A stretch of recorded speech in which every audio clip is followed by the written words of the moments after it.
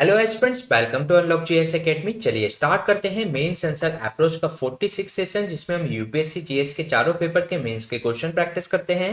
इस सेशन में हम 3 क्वेश्चन प्रैक्टिस करने वाले हैं, जिसमें से एक क्वेश्चन रहेगा जीएस पेपर 1 का, एक क्वेश्चन हम प्रैक्टिस करेंगे जीएस पेपर 3 का और एक क्वेश्चन हम प्रैक्टिस करेंगे जीएस पेपर 4 का। तो चलिए स्टार्ट करते हैं आज का इंपॉर्टेंट सेशन। ये क्वेश्चन नंबर 177 है। प्रीवियस 176 क्वेश्चन हम प्रीवियस सेशंस में कवर करा चुके हैं, जिसका लिंक आपको डिस्क्रिप्शन में मिल जाएगा। ये क्वेश्चन आपके जीएस पेपर 1 के सोसाइटी खंड से है, जिसमें आपसे पूछा गया है कि गरीब भारतीय महिलाओं के लिए एक मिलन बिंदु के रूप में स्वरोजगार महिला संघ यानी कि सेवा के योगदान पर चर्चा करें, जो नियमित रूप से ग्रामीण परिदृश्य पर, हाशिए पर और शहरी मलिन बस्तियों में अलग थलग हैं उन सभी जातियों और वर्गों की महिलाओं को एक साथ ला रहा है, जो श्रम शोषण के अनुभव को साझा करती हैं। तो इस क्वेश्चन का आंसर आपको 250 शब्दों में देना है, जिसमें आपको ये बताना है कि ग्रामीण परिदृश्य और शहरी मलिन बस्तियों के अंतर्गत जो महिलाएं हैं, जो श्रम शोषण का अनुभव साझा करती हैं, उनके जीवन में सेवा का क्या योगदान है। तो इस क्वेश्चन को सॉल्व करने की हमारी वही अप्रोच रहेगी। सबसे पहले हम इसके इंट्रोडक्शन से इसकी शुरुआत करेंगे, फिर इसकी संरचना या बॉडी का निर्माण करेंगे, फिर निष्कर्ष के साथ इस क्वेश्चन को एंड करेंगे। अगर हम इस क्वेश्चन के इंट्रोडक्शन के बारे में बात करें तो इसमें जो सेवा है वह 1972 में पंजीकृत एक राष्ट्रीय ट्रेड यूनियन है, जिसकी सदस्यता का आधार लगभग भारत के 16 राज्यों में लगभग 1.5 मिलियन के आसपास है, जिसमें स्वरोजगार महिला श्रमिक इसकी सदस्य है। अगर हम बात करें इसकी स्थापना की, तो नागरिक अधिकार नेता इला भट्ट के द्वारा इसकी स्थापना की गई थी और इसकी स्थापना टेक्सटाइल लेबर एसोसिएशन की एक शाखा के रूप में की गई थी।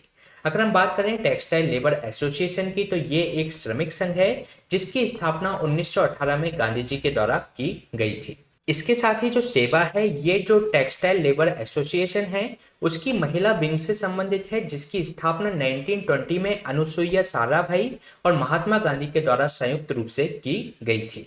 अगर हम बात करें इसकी महिला विंग के मूल उद्देश्य की, तो इसमें मिल श्रमिकों की जो पत्नी है या जो बेटियां हैं, उनको सिलाई, कढ़ाई, बुनाई एवं अन्य कल्याणकारी गतिविधियों में उनको प्रशिक्षण देना इसका लक्ष्य था।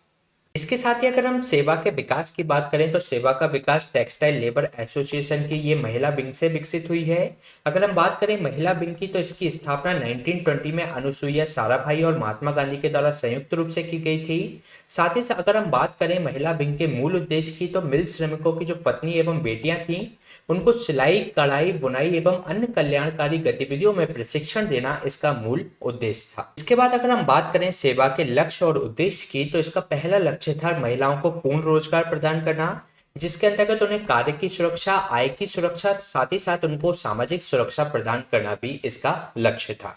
साथ ही साथ उनको आत्मनिर्भरता प्रदान करना, जिसमें आर्थिक एवं निर्णय लेने में उनकी व्यक्तिगत एवं सामूहिक स्तर पर वे आत्मनिर्भर बन सके। साथ ही साथ उनको एक सामूहिक शक्ति के रूप में संगठित करना और प्रतिस्पर्धी बाजार में मजबूती से खड़ा रहने के लिए उनमें क्षमता का निर्माण करना इसका मूल उद्देश्य था। इसके साथ ही अगर हम बात करें महिला सशक्तिकरण की दिशा में सेवा के योगदान की, तो बड़ी संख्या में गरीब स्वरोजगार महिलाओं के लिए सशक्तिकरण के लिए इसने प्रेरित किया है। 1972 में जब दिहाड़ी मजदूरों के रूप में काम करने वाली कुछ गरीब एवं अनपढ़ महिलाओं के एक समूह से इसकी शुरुआत हुई थी, लेकिन आज इसकी सदस्य संख्या लगभग 7 लाख के आसपास पहुंच गई है। साथ ही पिछले 3 से 5 वर्षों की अवधि में सदस्यता वृद्धि की जो वार्षिक दर है, उसमें औसतन 25 से 35% वृद्धि देखी गई है। साथ ही साथ पहले सेवा बैंक और बाद में यूनियन खुलने से अनौपचारिक क्षेत्र में काम करने वाली महिलाएं इसके अंतर्गत स्टेक होल्डर बन गईं। इसके साथ ही गुजरात में महिलाओं के लगभग 110 सामूहिक उद्यम की शुरुआत हुई, जिसमें से 65 अभी भी सक्रिय हैं और भारत में जो नियमित स्टार्टअप की जो सफलता दर होती है, उससे ये 6 गुना ज्यादा है। और अगर हम बात करें इनकी सफलता दर की, तो ये 10% के आसपास है। साथ ही साथ अगर हम बात करें ग्रामीण क्षेत्रों में सेवा सहकारी समितियों ने महिलाओं की बिक्री के लिए जो उत्पादित हस्तशिल्प और बुने हुए सामान की जो गुणवत्ता है उसके डिजाइन में सुधार करने में महिलाओं की मदद की है। साथ ही साथ सहकारी समितियों ने नए कृषि उत्पादों और पारंपरिक उत्पादों के मूल्य को जोड़ने वाली जो तकनीक है उसमें भी इन्होंने वृद्धि की है, जिससे महिलाओं को उनके उत्पाद का उचित मूल्य उनको मिल पाता है। इसके साथ ही अगर हम इसमें बात करें उन गतिविधियों के प्रभाव की, जो कि काफी ज्यादा व्यापक हैं, जो इसे सीधे सदस्यों द्वारा उत्पादित वस्तुओं के विपणन में शामिल करती है। अगर हम बात करें एक ग्रामीण विपणन संगठन की, जैसे कि सेवा ग्राम महिला हाट, ग्राम महिला बाजार की जो स्थापना की गई थी 1999 में की गई थी और इसकी स्थापना के बाद ही 3 साल बाद इसने लगभग 1000 विभिन्न उत्पादक समूहों में संगठित कर लगभग 23,000 सदस्यों के लिए $3.5 मिलियन से अधिक की बिक्री की व्यवस्था इसके द्वारा की गई। तो यह इसमें हमने बात की महिला सशक्तिकरण में सेवा के योगदान की। इसके बाद इस क्वेश्चन के अगर हम निष्कर्ष के बारे में बात करें तो सेवा के प्रभाव का कोई भी विवरण आत्मविश्वास और गरिमा के लाभ के संदर्भ के बिना पूरा नहीं हो सकता, जिसका इसके सदस्य बार बार उल्लेख और रोजमर्रा के व्यवहार में उसको प्रदर्शित करते हैं। हालांकि जो आत्मविश्वास और गरिमा होती है उसे मापना बेहद कठिन है, लेकिन सेवा के काम का ये मूल है और सदस्यों को उस बिंदु तक लाने में उसका महत्व अधिक हो जाता है जहां वे न केवल अपने अधिकारों का दावा करते हैं बल्कि उस तक पहुंच बढ़ाने के लिए संगठन का उपयोग भी करते हैं। तो ये क्वेश्चन हमने डिस्कस किया जीएस पेपर 1 के सोसाइटी खंड से। चलिए चलते हैं नेक्स्ट क्वेश्चन पे। ये क्वेश्चन आपके जीएस पेपर 4 के नीति शास्त्र खंड से है, जिसमें आपसे पूछा गया है कि यौन उत्पीड़न मानवाधिकारों का उल्लंघन है और इसे किसी भी रूप में बर्दाश्त नहीं किया जाना चाहिए। कार्यस्थल पर जो यौन उत्पीड़न होता है उससे जुड़े नैतिक मुद्दों का विश्लेषण करें, साथ ही साथ इसके निपटने के उपाय भी इसके अंतर्गत बताएं।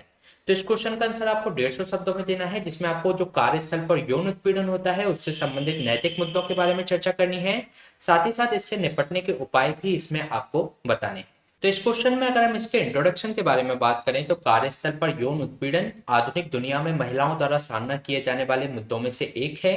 यह न केवल उनके समानता, जीवन और स्वतंत्रता का उल्लंघन करता है बल्कि आर्थिक गतिविधियों में उनकी भागीदारी को हतोत्साहित भी करता है। तो इस तरीके से इस क्वेश्चन की स्टार्टिंग की जा सकती है। इसके बाद अगर हम बात करें महिलाओं पर यौन उत्पीड़न के प्रभाव की, तो इससे उनका भावनात्मक कल्याण को भी प्रभावित होते हैं, क्योंकि भावनात्मक और मानसिक स्वास्थ्य को जो खतरा होता है उससे उनमें आत्मसम्मान की हानि होती है और ये व्यक्तिगत संबंधों से भी उनको समझौता कर सकता है। साथ ही साथ उनमें लगातार तनाव एवं चिंता का भी ये कारण बनता है। साथ ही साथ इससे जो शारीरिक स्वास्थ्य भी प्रभावित होता है, क्योंकि जब कमजोर मानसिक स्वास्थ्य होता है तो वह शारीरिक स्वास्थ्य को भी प्रभावित करता है। इसके अलावा उनको वित्तीय चुनौतियों का सामना करना पड़ता है, क्योंकि पीड़िता को करियर पर व्यापक असर का सामना, साथ ही साथ महिलाएं प्रतिकूल कार्य वातावरण से बचने के लिए अपना रोजगार भी इसके अंतर्गत छोड़ देती हैं। इसके अलावा अगर हम यौन उत्पीड़न के अन्य प्रभाव की बात करें तो इसके वैश्विक परिणाम के रूप में इसका बुरा असर पड़ता है, क्योंकि इसमें समय से पहले उनकी सेवानिवृत्ति हो जाना या उच्च बीमा लागत जिसमें नौकरी छोड़ने पर जो भुगतान दिया जाता है, इसके कारण से अर्थव्यवस्था को काफी ज्यादा नुकसान होता है। तो ये हमने बात की महिलाओं पर यौन उत्पीड़न के प्रभाव के बारे में, उनसे संबंधित नैतिक मुद्दों के बारे में। इसके बाद अगर हम इसमें यौन उत्पीड़न से निपटने के उपाय के बारे में बात करें तो इसमें जस्टिस जेएस वर्मा समिति बनाई गई थी, जिसने कई सारी सिफारिशें की। अगर हम बात करें इसकी सिफारिश की तो बलात्कार और यौन उत्पीड़न न केवल एक अपराध है बल्कि उसे एक शक्ति की अभिव्यक्ति के रूप में देखना चाहिए। इसलिए इनका यह मानना था कि यौन प्रकृति के किसी भी गैर सहमति प्रवेश को बलात्कार की परिभाषा में शामिल किया जाना चाहिए। इसके अलावा इनकी दूसरी सिफारिश थी कि सिविल कोर्ट के रूप में कार्य करने की बजाय जो ट्रिब्यूनल है वह प्रत्येक शिकायत से निपटने के लिए अपनी प्रक्रिया खुद चुन सकता है, और इसमें समिति का मानना यह था कि इससे शिकायतों का त्वरित निस्तारण संभव हो पाएगा। इसके साथ ही ये जो समिति है झूठी शिकायतों के लिए महिलाओं को दंडित करने का विरोध करती है, क्योंकि उनका ऐसा मानना है कि अगर शिकायतों के लिए महिलाओं को दंडित किया जाएगा तो इससे कानून का उद्देश्य ही समाप्त हो जाएगा। इसके अलावा कार्यस्थल पर यौन उत्पीड़न रोकने के लिए कार्यस्थल पर यौन उत्पीड़न अधिनियम 2013 का गठन किया गया है, जो कि यौन उत्पीड़न से संबंधित जो विशाखा गाइडलाइंस थी उसी का ही ये अधिनियमित रूप है, जिसके अंतर्गत यह अनिवार्य किया गया है कि संगठनों को एक इंटरनल कंप्लेंट कमेटी बनानी होगी, जिससे महिलाओं के साथ अगर कोई दुर्व्यवहार होता है तो उससे संबंधित वे इसके अंतर्गत कंप्लेंट कर सकती है। अगर हम इस व्यवस्था के संशोधन की बात करें तो महिलाओं को उनकी शिकायतों के निवारण के लिए इसमें सशस्त्र बलों में भी ये व्यवस्था शामिल की जानी चाहिए। इसके अलावा सरकार जो इंटरनल कंप्लेंट जो कमेटी है, अगर जो कोई कंपनी उसको गठित नहीं करती है तो उनकी पहचान करने के लिए एक समिति का गठन किया जा सकता है और उनकी पहचान कर उनको दंडित किया जा सकता है। इसके साथ ही अगर हम अन्य उपाय की बात करें तो सरकार LGBT+ कार्यस्थल समानता जो सूचकांक है उसी की तरह एक लिंग इक्विटी सूचकांक बना सकती है, जिसमें कंपनियों के बीच महिलाओं को काम पर रखने और उन्हें पर्याप्त सम्मान प्रदान करने के लिए उनके बीच में प्रतिस्पर्धा को बढ़ा सकती है। इसके साथ ही सरकार को लिंग संवेदनशील बाल अभ्यास के बारे में जागरूकता बढ़ाने की आवश्यकता है। साथ ही साथ सरकार स्कूल स्तर पर लिंग समानता पाठ्यक्रम भी शुरू कर सकती है। तो ये हमने बात की यौन उत्पीड़न से निपटने के उपायों के बारे में। अगर हम इस क्वेश्चन के निष्कर्ष के बारे में बात करें तो कार्यस्थल पर यौन उत्पीड़न रोकने के लिए कानून केवल पहला कदम है। समाज के अंतर्गत लिंग समानता में सुधार के लिए हमें कानून के उचित कार्यान्वयन और बच्चों के पालन पोषण की जरूरी प्रथा और अन्य जरूरी कदमों की आवश्यकता है। तो ये क्वेश्चन हमने डिस्कस किया जीएस पेपर 4 के नीति शास्त्र खंड से। चलिए चलते हैं नेक्स्ट क्वेश्चन पे। ये क्वेश्चन आपका जीएस पेपर 3 के आपदा प्रबंधन खंड से है, जिसमें आपसे पूछा गया है कि रेडियोधर्मी अपशिष्ट क्या है, इसके विभिन्न हानिकारक प्रभावों की विवेचना कीजिए, साथ ही साथ इसे प्रबंधित करने के सुझाव भी दीजिए। तो इस क्वेश्चन का आंसर आपको 250 शब्दों में देना है, जिसमें सबसे पहले आपको बताना है कि रेडियोधर्मी अपशिष्ट क्या है, इसके के विभिन्न हानिकारक प्रभावों के बारे में आपको बताना है, साथ ही साथ इसको प्रबंधित करने के तरीके भी आपको बताने हैं। तो इस क्वेश्चन को सॉल्व करने की हमारी वही अप्रोच रहेगी। अगर हम इस क्वेश्चन के इंट्रोडक्शन के बारे में बात करें तो इसमें रेडियोधर्मी अपशिष्ट वह सभी सामग्रियां होती हैं जो या तो मौलिक रूप से रेडियोधर्मी है या रेडियोधर्मिता द्वारा वे संदूषित हो गई होती हैं और उन्हें आगे किसी भी उपयोग के लिए अनुपयुक्त माना जाता है। अगर हम बात करें एक रेडियोधर्मी पदार्थ की तो वह एक ऐसा पदार्थ होता है जो कि प्राकृतिक रूप से भी होता है जैसे कि रेडियम, और मानव निर्मित भी ये हो सकता है जैसे कि सीजियम 137, और जिसकी सांद्रता इतनी अधिक होती है कि इसकी विकिरण संरक्षण नियंत्रण इसका आवश्यक हो जाता है। इसके बाद अगर हम बात करें रेडियोधर्मी अपशिष्ट के हानिकारक प्रभावों के बारे में तो इसमें परमाणु अपशिष्ट से जो उत्सर्जित विकिरण होती है वे जीवों के लिए बेहद हानिकारक होती है, क्योंकि ये बहुत उच्च दर पर उसमें म्यूटेशन कर सकती है। इसके साथ ही बहुत कम समय में अत्यधिक उच्च दर के विकिरण के कारण इसमें व्यक्ति के अगर उसमें संपर्क में आता है तो वह उसमें मितली एवं उल्टी जैसे लक्षण देखने को मिलते हैं, और कभी कभी कुछ दिनों या हफ्तों में उस व्यक्ति की मौत भी हो जाती है। साथ ही साथ ये डीएनए को भी क्षति पहुंचाता है और विशेष रूप से छोटे बच्चों या जो भ्रूण है उसमें कैंसर ये उत्पन्न कर सकता है। इसके साथ ही यदि अपशिष्ट का रिसाव भूमि में होता है तो यह अंततः जलाशयों या अन्य पेयजलों में भी मिल सकता है, जिससे जो पानी है वह संदूषित हो सकता है। तो ये हमने बात की रेडियोधर्मी अपशिष्ट के हानिकारक प्रभाव की।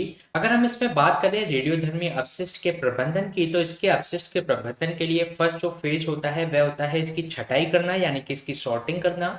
इसमें अपशिष्ट को उसके विभिन्न गुणों या विशेष रूप से उसमें जो मौजूदा रेडियो न्यूक्लाइड होता है उसकी अर्धायु के अनुसार इसको पृथक किया जाता है, और इसमें ऐसे अपशिष्ट को भी पृथक किया जाता है जिसके आयतन में कमी लाने हेतु संकुचन या उसका इंसिनेशन इसके अंतर्गत किया जा सकता है। इसके साथ ही सेकेंड स्टेज पर उपचार या इसका अनुकूलन किया जाता है, जिसमें रेडियोधर्मी अपशिष्ट की मात्रा और उसकी विषाक्तता को कम करने के लिए विभिन्न प्रकार के अपशिष्ट को विभिन्न उपचार पद्धतियों से गुजारा जाता है, जैसे कि इसमें भस्मीकरण यानी कि इंसरेशन, निस्तापन कैल्सिनेशन, विगलन, संकुचन, सीमेंटीकरण और विट्रिफिकेशन जैसी विधियां इसके अंतर्गत अपनाई जाती हैं, जिससे कि रेडियोधर्मी अपशिष्ट की मात्रा और उसकी जो विषाक्तता है वह इसके अंतर्गत कम हो जाती है। इसके बाद अगर हम अपशिष्ट प्रबंधन की थर्ड स्टेज के बारे में बात करें तो इसमें पैकेजिंग की जाती है, जिसमें अधिकतर रेडियोधर्मी अपशिष्ट को सुरक्षित भंडारण और उसके निपटान के लिए इंजीनियरों द्वारा निर्मित जो विशेष कंटेनर होते हैं उसके अंतर्गत इनको रखा जाता है, जिससे इनकी हैंडलिंग और इनकी परिवहन आसान बन जाता है। इसके बाद इसका भंडारण किया जाता है, और इसका जो भंडारण होता है इसकी श्रेणियों के अनुसार किया जाता है। जो अत्यधिक अल्पावधिक वाला जो अपशिष्ट होता है जैसे कि अस्पताल वाला जो अपशिष्ट है उसे निपटान से पूर्व पर्याप्त समय तक इसमें संग्रहित रखा जाता है, जिससे उसका क्षय हो सके। इसके बाद जो निम्न और मध्यवर्ती स्तरीय वाला जो अल्पावधिक अपशिष्ट होता है उसको सतह या भूमिगत करने से पहले धातु या कंक्रीट के कंटेनरों के अंतर्गत जमाया जाता है। इसके बाद अपशिष्ट प्रबंधन का अंतिम चरण होता है जो कि निपटान होता है। इसका तात्पर्य यह होता है कि जो अपशिष्ट है अपने अंतिम गंतव्य तक पहुंच गया है। ऐसा जो रेडियोधर्मी अपशिष्ट होता है जिसका निस्तांतरण परमाणु सुरक्षा कारणों से धरातल या कम गहराई पर नहीं हो सकता, उसका निस्तांतरण गहरी भूगर्भीय संरचनाओं में किया जाता है। इसके अलावा जो अन्य अपशिष्ट होते हैं जैसे कि यूरेनियम मिल अवशेषों का निस्तांतरण खनन स्थलों पर ही किया जाता है। इसमें जो प्रयुक्त ईंधन होते हैं प्रयुक्त ईंधन पूलों में इनको संग्रहित किया जाता है। तो ये हमने बात की इसमें अपशिष्ट प्रबंधन के चरणों की। अगर हम इस क्वेश्चन के निष्कर्ष के बारे में बात करें तो रेडियोधर्मी अपशिष्ट को अत्यधिक सावधानी से प्रबंधित करने की आवश्यकता होती है, और उद्योग विनियामक जो प्राधिकरण है, सार्वजनिक जो प्राधिकरण है, साथ ही साथ जो स्थानीय समुदाय है, सभी हितधारकों के लिए उपयुक्त अपशिष्ट प्रबंधन के लिए समाधान खोज करने का अनिवार्य है। तो ये क्वेश्चन हमने डिस्कस किया जीएस पेपर 3 के आपदा प्रबंधन खंड से। इसी तरीके के सेशन हम आपके बीच में लाते रहेंगे। इसकी जो हैंड रिटन नोट्स की जो पीडीएफ है आपको हमारे टेलीग्राम चैनल से मिल जाएगी। Please stay tune, subscribe the unlock GS academy. Thank you.